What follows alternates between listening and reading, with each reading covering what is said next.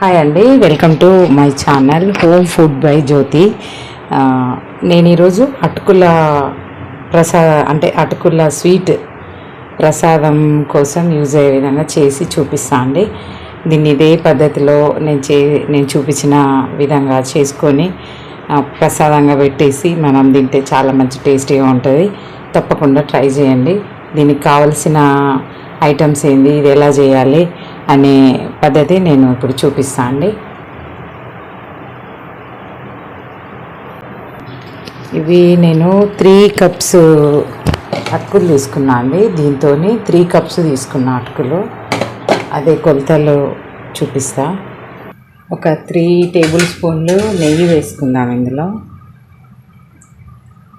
అటుకులు లావువి వాడాలండి, అలా అని మరీ బాగా లావువి కాదు, మీడియం.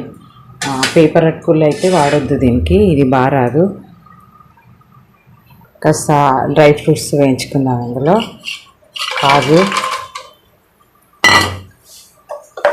కిస్మిస్ అండి, అది ఒక 4 టేబుల్ స్పూన్లు కాజు, ఒక 2-3 టేబుల్ స్పూన్ కిస్మిస్ వేసానండి. ఇవి కొంచెం దూరగా కలర్ చేంజ్ అయ్యే వరకు మంచిగా వేయించుకున్నాను. ఇవి వేగిపోయినాయి, ఇవి గిన్నెలోకి తీసేసుకున్నాం. ఇప్పుడు ఇందులోనే అటుకులు వేసుకున్నామండి. ఇవి కొంచెం వేగనియాలి.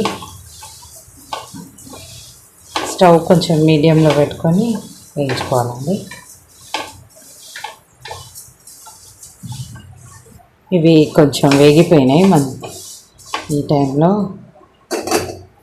కొబ్బరి తురుముకున్నానండి, 3/4 కప్పు వరకు ఉంది. ఇది కూడా ఇందులో వేసుకొని మంచిగా వేయించుకోవాలి.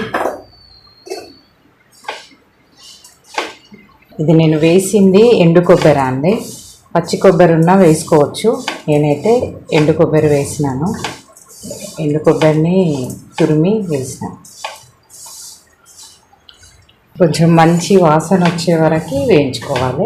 ఈ కొబ్బరి ఉన్ని అటుకులు మంచి వాసన వస్తుందండి, అప్పటి వరకు వేయించుకోవాలి. అయితే ఇవి వేగినాయండి. ఇప్పుడు మనం పాలు పోసుకోవాలి. నేను ఈ 3 కప్స్ అటుకులకి 1.5 కప్పు మిల్క్ వేస్తున్నాను. కొన్ని వేసుకుంటూ అటుకులో పట్టేటట్టుగా కలిపేసుకోవాలి. అన్నీ ఒక్కసారి పోస్తే ముద్దలాగా అవుతుంది, అందుకని కొన్ని పోసుకుంటూ కలపాలండి.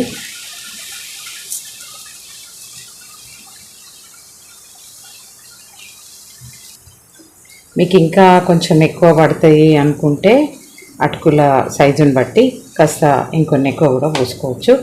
అయితే నేను తీసుకున్న అటుకుల సైజుని బట్టి అయితే నాకు 1.5 కప్పు మిల్క్ పట్టిందండి. ఈ మిల్క్ మొత్తం దీనికి పాలన్నీ ఈ అటుకులకు ఇంకిపోయేదాకా కాస్త కలుపుతూ ఉండాలి.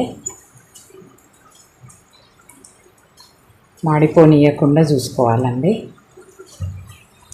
మంచి మీగడ ఉన్న చిక్కటి పాలు అయితే మంచి టేస్ట్ వస్తుందండి. ఒకవేళ అలా లేకపోయినా నార్మల్ మిల్క్ అయినా పోయచ్చు. నేనైతే కొంచెం ఫుల్ ఫ్యాట్ మిల్కే పోసాను ఇందులో. ఇది బెల్లం అండి, నేను 1.5 కప్పు తీసుకున్నా. ఇది కూడా ఇందులో వేసేద్దాము.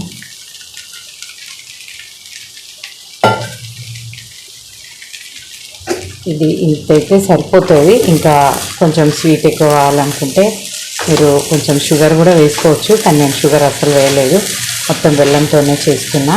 ఈ బెల్లం అంతా కరిగి ఇందులో అటుకులకు పట్టుకునే వరకు మనం కలుపుతూ ఉండాలి. ఇందులో కొంచెం పచ్చకర్పూరం అండి, లైట్గా వేసుకుంటే ఫ్లేవర్ బాగుంటుంది. ప్రసాదాలకు కూడా ఈ పచ్చకర్పూరం వేస్తే మంచి శ్రేష్టంగా ఉంటుంది కాబట్టి వేసుకుంటే మంచిదండి. మీకు ఇష్టం లేకుంటే వేసుకోవద్దు. దీనిలో ఒక 1/2 టీ స్పూన్ వరకు ఇలైచీ పౌడర్. ఇదే కృష్ణాష్టమి రోజు శ్రీకృష్ణుడికి కూడా చాలా ఇంపార్టెంట్గా తీసి పెడతారండి ఈ ప్రసాదాన్ని. అయితే అప్పుడైనా వినాయక చవితి అప్పుడు వినాయకుడికైనా ఈ అటుకుల ప్రసాదం చాలా ఇష్టం కాబట్టి ఇలా వేసి పెడితే బాగుంటుందండి. ఇది ఇంతే అండి. లాస్ట్లో ఈ డ్రై ఫ్రూట్స్ మనం వేయించి పెట్టుకున్నవి వేసేసుకోవాలి.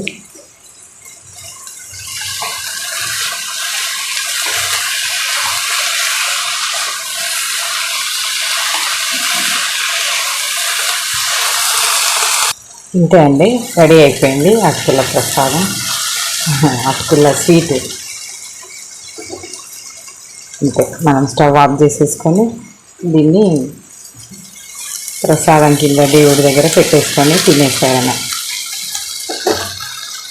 చూడండి, వేడి వేడి అటుకుల స్వీట్ రెడీ అయిపోయిందండి.